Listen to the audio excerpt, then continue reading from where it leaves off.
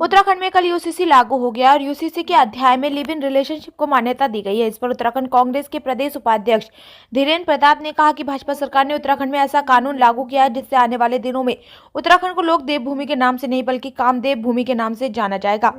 वहीं भारत में अब उत्तराखंड में ही थाईलैंड और बैंकॉक बन जाएगा। इनके इस बयान पर भाजपा ने पलटवार किया। भाजपा के प्रदेश प्रवक्ता कमलेश रमन ने कहा कि कांग्रेस का बयान बहुत ही निंदनीय है। उनको यह नहीं पता यूसीसी क्या है। यूसीसी के 5 नुकसान वो गिना नहीं पाते, सिर्फ हर सही कानून का उनको विरोध करना होता है।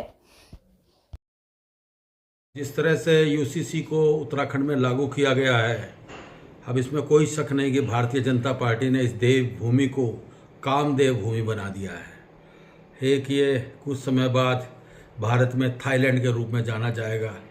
जिस तरह से वहाँ पर लिव इन रिलेशनशिप को वहाँ पर छूट दी जा रही है, मैं समझता हूँ भारतीय जनता पार्टी जो ये कहती थी ये पार्टी विद डिफरेंस है, वो डिफरेंस आ गया है।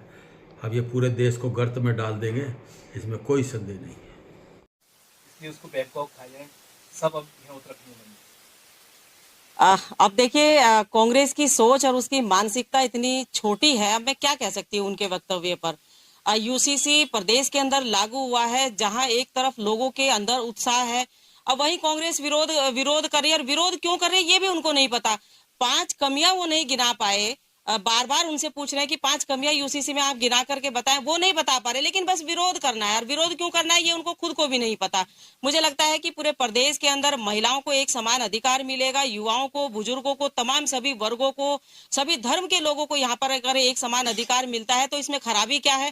कांग्रेस कमियां नहीं गिनवा पाती, लेकिन विरोध करना है बस। और खाली विरोध की नीति करते ही वो भ्रम को पैदा करते हैं लोगों के बीच में। और इसीलिए कांग्रेस को शायद बार बार जनता आईना दिखाने का काम करती है। लोकसभा का चुनाव हो, विधानसभा का चुनाव हो, और चाहे अभी जो रिसेंटली हमारे नगर निकाय के चुनाव हुए, चाहे उसमें उनको इतनी बड़ी हार का मुंह देखना पड़ा हो, लेकिन उसके बावजूद भी जनता के हित की बात कांग्रेस नहीं करती। लेकिन भारतीय जनता पार्टी सबका साथ सबका विकास, जिस प्रकार से यहाँ पर महिलाओं को एक समान रूप से रखा गया है, सभी के अधिकारों को संरक्षित रखा गया है, किसी के भी अधिकारों का हनन नहीं है, बल्कि उन अधिकारों का प्रयोग करके यहाँ पे एक बेहतर हम जो है माहौल पैदा कर सकते हैं। और शांति का जो हमारे प्रदेश के अंदर देवभूमि है, इसको जो कहा जाता है, मुझे लगता है यूसीसी आने के बाद माननीय मुख्यमंत्री जी का जो ये कदम है, ऐतिहासिक निर्णय है, जो इतिहास में दर्ज हो चुका है।